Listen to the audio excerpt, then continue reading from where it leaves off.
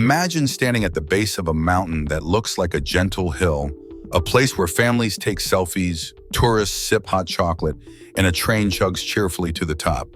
Now imagine that same mountain turning into a frozen death trap in minutes, swallowing lives with no warning.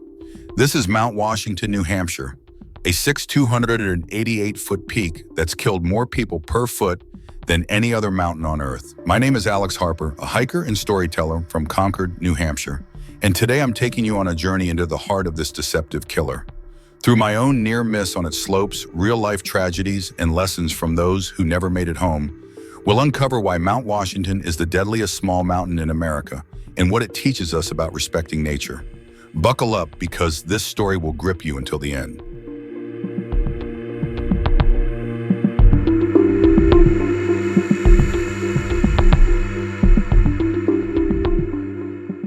I first heard about Mount Washington as a teenager growing up in Concord, just a 2-hour drive from the White Mountains. To me, it was a playground, a place where I could test my legs against nature's snap photos of snow-capped peaks and feel the rush of standing above the clouds. At 288 feet, it's no Everest. Compared to the Rockies or Alaska's giants, it's practically a hill. You can drive to its base, ride a cog railway to the summit, or hike it in a day. There's even a gift shop at the top, for crying out loud. But Mount Washington isn't what it seems. The Abenaki people who've lived in these mountains for centuries called it Agiochuk, or home of the Great Spirit. They believed its summit was sacred, a place where the winds carried the voices of gods. They rarely climbed it out of respect or fear. When European settlers arrived in the 1600s, they ignored those warnings and naming the peak after George Washington and turning it into a tourist magnet by the 1800s. A stone hotel, the Tip Top House, was built in 1852 and a railway followed. But with every new visitor, the mountain's body count grew. Since 1849, over 160 people have died here, and hundreds more are rescued every decade. Why? Because Mount Washington is a wolf in sheep's clothing.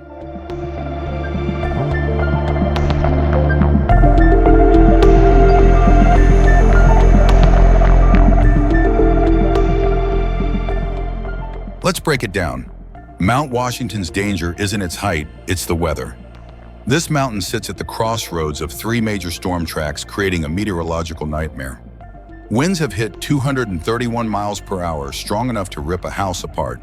In 1934, the Mount Washington Observatory recorded the highest non-tornado wind speed ever measured. Temperatures can plummet to 50 degrees, with wind chills reaching 100 degrees. Snow falls 280 inches a year, piling into drifts 40 feet deep. Whiteout blizzards can strike in July, erasing trails and landmarks in seconds. As a hiker, I've studied weather patterns obsessively. Most mountains give you a window to climb safely. Mount Washington doesn't.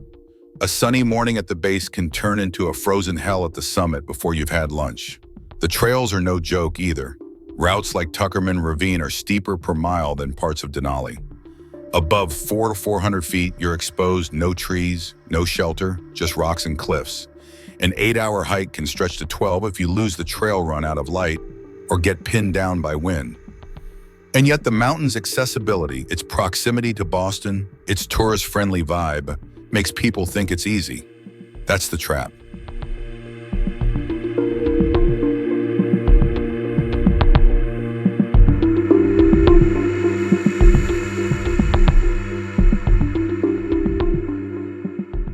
I learned this the hard way. In July 2022, I set out to hike Mount Washington's Lionhead Trail with my friend Sarah. We were both in our late 20s, fit and cocky. The forecast looked decent, partly cloudy, mild winds. I packed a light jacket, some water and snacks, figuring we'd be back by dinner. The climb started great. We laughed, took selfies, and marveled at the views. But at 5,000 feet, the wind picked up. Clouds rolled in thick and gray. By the time we hit the summit, visibility was near zero, and the temperature had dropped 20 degrees. I couldn't feel my fingers. We started down, but the trail markers vanished under snow. The wind howled so loud we couldn't hear each other. Sarah slipped on a rock, twisting her ankle. Panic set in. I remembered stories of hikers dying yards from shelter, and I thought, this is how it happens. Luckily, we found a cairn, a stack of rocks marking the trail, and followed it to safety. We made it back, shaken but alive.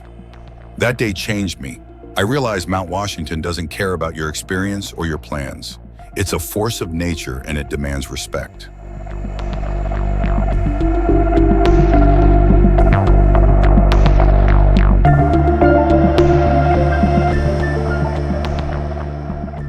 My story isn't unique. Mount Washington has been claiming lives for nearly 2 centuries. Let's go back to 1849 when Frederick Strickland, a 29-year-old Englishman, decided to conquer the mountain in October. Winter was closing in, but he pressed on.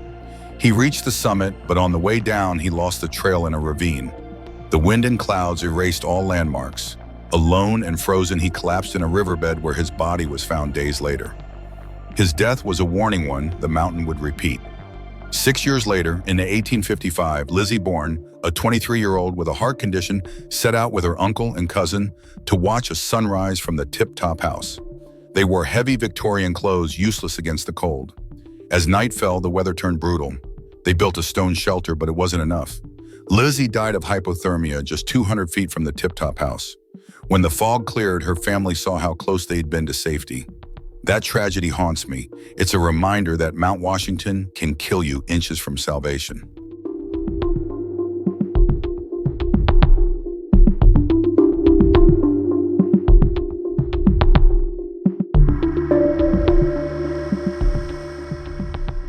Fast forward to today, and the mountain's still deadly. Let me tell you about Jesse, a 53-year-old hiker I met at a White Mountains meetup in 2023. Jesse was a legend in our community, strong, meticulous, always prepared. He'd climbed 21 of New Hampshire's 4,000-foot peaks and dreamed of tackling Kilimanjaro. In June 2024, he planned a solo presidential traverse, a 20-mile slog across 7 peaks, including Mount Washington. His teenage son couldn't join, so Jesse went alone. He started strong texting his friend Dennis photos of his gear and a drone video of the wilderness. But as he climbed Mount Madison, the weather turned. Rain soaked him. Winds hit 80 miles per hour. Temperatures dropped to near freezing. At 2:50 p.m., he texted his wife, worried about hypothermia. By 5:30 p.m., he was in trouble, texting, "Can't move. Could die." His wife called 911, but rescuers needed exact coordinates. His son used satellite imagery to help, but it was too late. At 10:38 p.m., a team found Jesse on the Gulfside Trail unresponsive. He died in the hospital less than a mile from the Lake of the Clouds hut. Jesse's death hit our community hard. He did everything right, and still the mountain won. Then there's Maria, a 34-year-old skier I read about in a local paper. In March 2024, she and her boyfriend tried skiing Tuckerman Ravine. The snowpack was unstable after a warm week, but they thought they could handle it. They were wrong. The snow gave way, sending them sliding 600 feet over rocks and ice. Maria died instantly. Her boyfriend barely survived. Just minutes later, another hiker fell nearby, critically injured. These stories aren't just statistics, they're people with families, dreams, and lives cut short.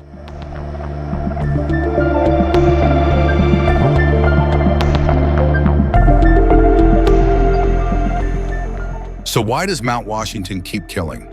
It's not just the weather, it's human nature. We're drawn to challenge, to conquer, to prove ourselves. The mountain's accessibility feeds that urge. You don't need a month-long expedition or thousands of dollars in gear. You can drive from Boston Park and start climbing. That ease makes people underestimate the risk. I've seen it in myself, thinking a light jacket and a granola bar are enough because it's just a day hike. The mountain's reputation doesn't help. It's marketed as a tourist spot with a railway and a summit cafe. That creates a false sense of safety. People see the gift shop and think, how bad can it be? But the summit's buildings are a mirage. They're not shelters in a storm. They're often locked or unreachable in whiteouts. And the trails, they're brutal. A 4,000-foot climb in a few miles tests even the fittest hikers. Above the tree line, you're at the mercy of the elements. One misstep and you're gone. I've also noticed a pattern in the stories. Many victims are experienced like Jesse. They know the risks, but overestimate their ability to outsmart the mountain. Others, like the 72-year-old man who died in August 2024, are casual tourists caught off guard. He took the cog railway up, hiked down in jeans and a raincoat, and froze when sleet and fog rolled in. Both groups fall into the same trap, assuming the mountain will forgive their mistakes. It won't.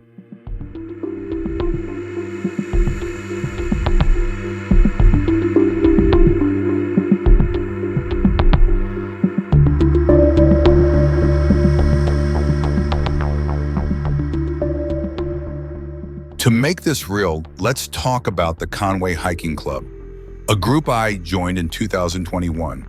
They're a tight-knit crew of locals who love the White Mountains. After Jesse's death, the club held a memorial hike. Over 50 people showed up sharing stories of his infectious laugh and endless gear tips. His widow, Emily, spoke about how Jesse's love for the mountains inspired their kids. But she also warned us, don't let his death be for nothing. Respect this place, that hit home. The club started mandatory weather training for new members, teaching us to read wind patterns and pack for worst-case scenarios. We also paired new hikers with veterans, so no one climbs alone. Jesse's death didn't just break hearts, it changed how we approach the mountain. It's a reminder that every loss ripples through families, friends, and communities.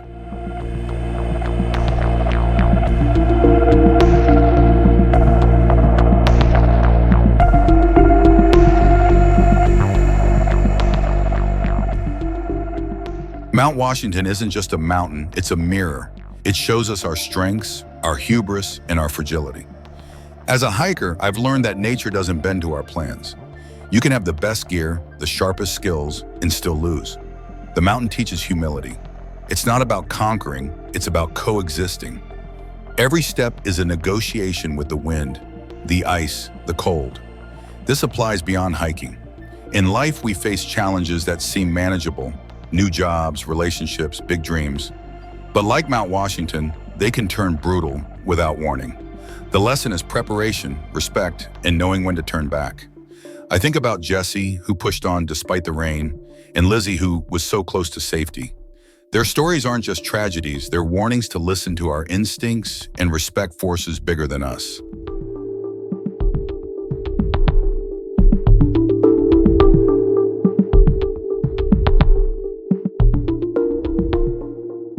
As I sit here in my Concord apartment looking at photos from my Mount Washington hikes, I'm grateful to be alive. This mountain has taken so many Frederick, Lizzie, Jesse, Maria, and countless others, but it's also taught me to approach life with reverence and caution. If you're planning to climb Mount Washington, do it. It's a bucket list experience. But train hard, check the weather obsessively, and never go alone. Pack like it's winter even in July. And if the wind picks up, or the clouds roll in, turn back. No summit is worth your life. For those of you who are not hikers, take this lesson with you. Respect the forces you can't control. Whether it's a mountain, a career, or a personal challenge, know your limits and prepare for the worst. That's how you survive and thrive. I'm Alex Harper, and this is the story of Mount Washington, the deadliest small mountain in America. If this moved, you share it with someone who needs to hear it. And let me know in the comments, have you faced a challenge that taught you humility? Until next time, stay safe out there.